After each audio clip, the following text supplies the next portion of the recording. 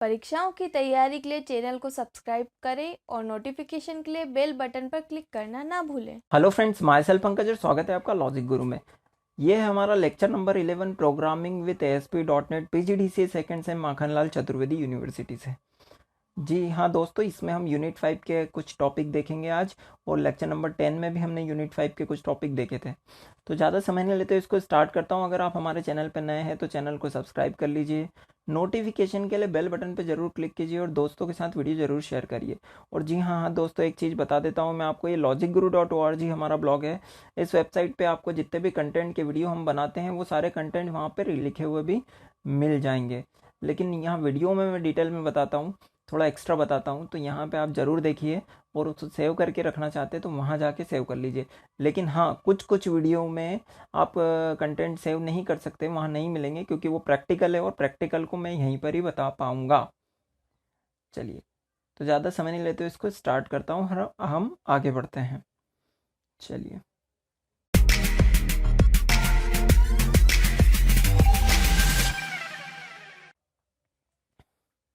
तो इसमें सबसे पहले हमारा जो टॉपिक आता है वो आता है simple object access protocol. SOAP protocol आपसे पूछा गया है। सोप प्रोटोकॉल के बारे में हम जान लेते हैं क्या होता है।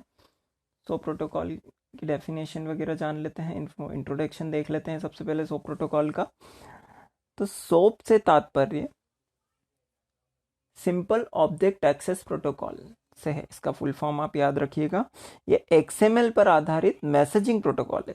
ध्यान रखिए, प्रोटोकॉल एक रूल्स होता है, और ये जो प्रोटोकॉल है सो प्रोटोकॉल ये मैसेजिंग पर आधारित प्रोटोकॉल होता है, वो भी XML पर आधारित, जिसका मुख्य उपयोग कंप्यूटरों के बीच में सूचनाओं के आदान प्रदान करने के लिए किया था। क्लियर, ये बात आप याद रखेंगे। कंप्यूटर के बीच में सूचनाओं के आदान प्रदान करने के लिए XML पर आधारित मैसेजिंग प्रोटोकॉल है। कौन सा? आपका सोप प्रोटोकॉल, जिसका फुल फॉर्म है सिंपल ऑब्जेक्ट एक्सेस प्रोटोकॉल। चलिए, सोप XML स्पेसिफिकेशन की एक एप्लीकेशन है। ठीक है, XML जो स्पेसिफिकेशन है उसकी ही एक एप्लीकेशन है, जिसे वर्ष 1998 1998 में सोप प्रोटोकॉल को दवे विनर और डॉम बॉक्स और उनकी टीम द्वारा माइक्रोसॉफ्ट के लिए डिज़ाइन किया गया था। ठीक है, ये बात याद रखिए। सोप एक कम्युनिकेशन प्रोटोकॉल है, जैसा कि हम पहले पढ़ चुके हैं, जिसे इंटरनेट के माध्यम से कम्युनिकेशन करने के लिए डिज़ाइन किया गया है। सोप XML मैसेजिंग के लिए HTTP पर आधारित विस्तारित कर सकता है। ठीक है, मैसेजिंग के लिए HTTP को विस्तारित कर सकता है। HTTP मतलब हाइपर टेक्स्ट ट्रांसफर प्रोटोकॉल है, जो कि कम्युनिकेशन काम करता है जब आप नेट चलाते हैं। सोप वेब सर्विस के लिए डेटा ट्रांसपोर्ट प्रदान करता है। सोप वेब सर्विसेज के लिए डेटा ट्रांसफर भी प्रदान करता है। सोप के माध्यम से डॉक्यूमेंट को एक्सचेंज किया जा सकता है, साथ ही यह रिमोट प्रोसीजर को भी कॉल कर सकता है। ठीक है, किसको कॉल कर सकता है? रिमोट प्रोसीजर को भी कॉल कर सकता है। चलिए, सोप प्लेटफॉर्म और लैंग्वेज इंडिपेंडेंस होता है। प्लेटफॉर्म और लैंग्वेज इंडिपेंडेंट है दोनों चीज़ें। सोप के द्वारा ही यह निर्धारित किया जाता है कि XML में कौन सी और कैसी इंफॉर्मेशन भेजी जाएगी। अब XML क्या होता है, इसके लिए आपको इसके पहले का वीडियो देखना होगा, तभी ये भी समझ में आते जाएगा। चलिए, अब आगे बढ़ते हैं, और सोप के बाद हम जानते हैं वेब सर्विसेज क्या होती है। ठीक है, तो वेब सर्विसेज एक माइक्रोसॉफ्ट वेब सर्विसेज एक सॉफ्टवेयर सर्विसेज है, जिसका उपयोग नेटवर्क पर उपस्थित दो डिवाइस के बीच में कम्युनिकेशन करने के लिए किया जाता है। ठीक है, नेटवर्क पे एक सर्विस उपलब्ध रहती है जिसमें दो डिवाइस के बीच में कम्युनिकेशन कर सकते हैं। विशेष रूप से एक वेब सर्विस एक सॉफ्टवेयर एप्लीकेशन है। वेब सर्विस असमान एप्लीकेशन के बीच अंतर प्रदान करने का एक स्टेबलाइज तरीका होता है। Web service client server model पर आधारित होती है, जिसमें एक सर्वर होता है जिसमें हम सर्विस प्रोवाइडर भी कहते हैं, तथा एक क्लाइंट होता है जिसमें हम सर्विस रिक्वेस्टर भी कहते हैं। चलिए, वेब सर्विसेज लैंग्वेज ट्रांसपेरेंसी को दर्शाता है। वेब सर्विसेज किसको दर्शाता है? लैंग्वेज ट्रांसपेरेंसी को दर्शाता है। क्योंकि इस बात को कोई फर्क नहीं पड़ता है कि सर्विस प्रोवाइड करने वाली प्रणाली जावा में लिखी गई है या पर्ल लैंग्वेज में लिखी गई है या पाइथन में लिखी गई है, और वो भी किसी भी लैंग्वेज में लिखी गई है। इसलिए उदाहरण के लिए वेब सर्विसेज के माध्यम से विंडोज सर्वर लिनक्स सर्वर के साथ कम्युनिकेशन कर सकता है। विंडोज सर्वर होते हैं ये, विंडोज का और लाइनक्स का, या वर्ल्ड वाइड वेब पर कंप्यूटर डेस्कटॉप लैपटॉप या स्मार्टफोन या अन्य मोबाइल उपकरण के साथ रिक्वेस्ट सेंड कर सकता है। दोनों डिवाइस के बीच कम्युनिकेशन XML और जेसन भी एक वेब सर्विसेज होती है, जेसन मैसेजिंग सिस्टम के द्वारा किया जाता है। उदाहरण के लिए क्लाइंट द्वारा जब वेब सर्विसेज प्रोवाइडर XML या जेसन मैसेज के द्वारा रिक्वेस्ट भेजी जाती है और सर्वर पर XML या जेसन में कि रिस्पॉन्स दिया जाता है और इस प्रकार डेटा का आदान प्रदान किया जाता है। चलिए, वेब सर्विसेज के साथ 3 विशिष्ट सुरक्षा मुद्दे हैं, जैसे कि यहाँ पे देख लेते। कॉन्फिडेंशियली, एक सिंगल वेब सर्विसेज में एप्लीकेशन को एक सीरीज हो सकती है, इस कारण से डेटा को सुरक्षा महत्वपूर्ण होती है। इसलिए XML का उपयोग डेटा एन्क्रिप्शन के लिए किया जाता है। XML पूरे डॉक्यूमेंट को एन्क्रिप्ट करने के लिए, डिक्रिप्ट करने के लिए एक स्ट्रक्चर प्रदान करता है।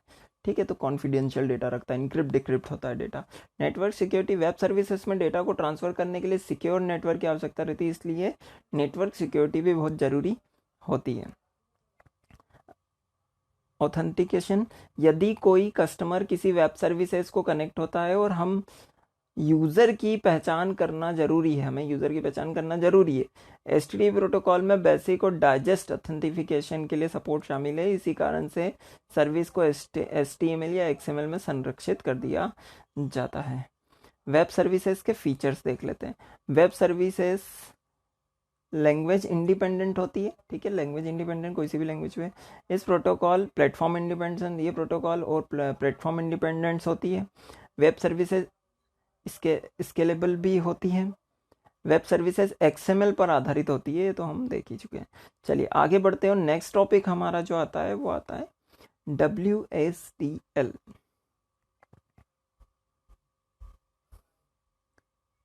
WSDL के बारे में जान ले तो WSDL का तात्पर्य होता है वेब सर्विस डिस्क्रिप्शन लैंग्वेज से है। इसका फुल फॉर्म आप याद रखिएगा, वेब सर्विस डिस्क्रिप्शन लैंग्वेज, जिसमें प्रोग्राम को XML में लिखा गया है, क्योंकि ये सभी प्रकार की प्रोग्रामिंग लैंग्वेज को सपोर्ट करती है। XML सभी प्रकार की लैंग्वेज को सपोर्ट करती है। साथ ही इसे मशीन तथा ह्यूमन दोनों प्रकार से पढ़ा जा सकता है। वेब सर्विसेज को डिस्क्राइब करने का स्टैंडर्ड फॉर्मेट WSDL होता है। इसको अगर डिस्क्राइब करना है वेब सर्विसेज को, WSDL उसका तरीका होगा। वेब सर्विसेज डिस्क्रिप्शन लैंग्वेज का निर्माण माइक्रोसॉफ्ट और IBM कंपनी ने मिल के किया था। ये बात भी आपको याद रखना है, इसका जो निर्माण है वो माइक्रोसॉफ्ट और IBM दो बड़ी कंपनी, उन्होंने मिल के web service description language WSDL का निर्माण किया था। वेब सर्विसेज की लोकेशन तथा उसकी मेथड को कंटेंट करने के कार्य WSDL द्वारा ही किया जाता है। लोकेशन और उसकी मेथड को अगर आप कंटेंट करना चाहते हैं तो उसका कार्य कौन करता है? WSDL ही करता है। चलिए आगे बढ़ते हैं और देखते हैं वेब सर्विसेज की कार्यक्षमता और विशेषता को एक्सचेंज करके कम्युनिकेट करने का कार्य WSDL द्वारा ही किया जाता है। ये भी आपको याद रखना है, जो कार्यक्षमता विशेषता उसको एक्सचेंज करने का कार्य WSDL द्वारा ही किया गया, और WSDL द्वारा ही डिफाइन किया जाता है कि किसी वेब सर्विसेज को कैसे एक्सेस किया जाएगा तथा वो क्या कार्य करेगी। तो वेब सर्विसेज तो आपने बना ली। वेब सर्विसेज के बारे में थोड़ा सा मैं आपको आगे तो बता चुका हूँ, तो थोड़ी सी इजी लैंग्वेज में बता दूँ। बहुत सारी ऑनलाइन वेब सर्विसेज होती है, जैसे गूगल में मैप आपको प्रोवाइड कर देना, वो आपके लिए वेब सर्विसेज हो गई एक प्रकार से, है ना। गूगल मैप आपको, गूगल कैलेंडर आपको प्रोवाइड किया जाता है, कॉन्टैक्ट आपको प्रोवाइड, ये सब वेब सर्विसेज हो गई।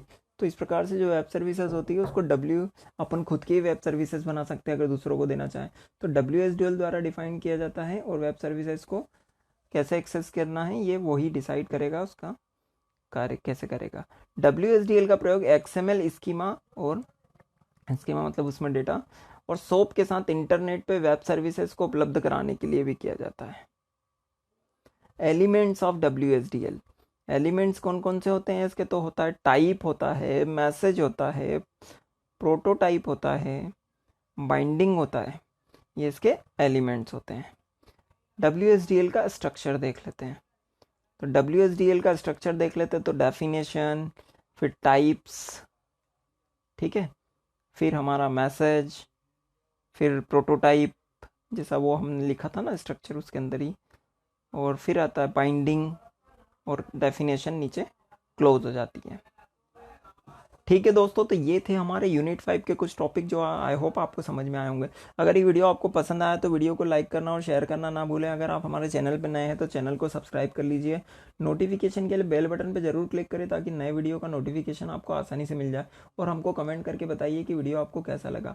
और जी हाँ दोस्तों, सारे वीडियो के कंटेंट हम logicguru.org पे अपलोड करते हैं, वहाँ पर भी जाके आप इसे रीड कर सकते हैं। Thank you.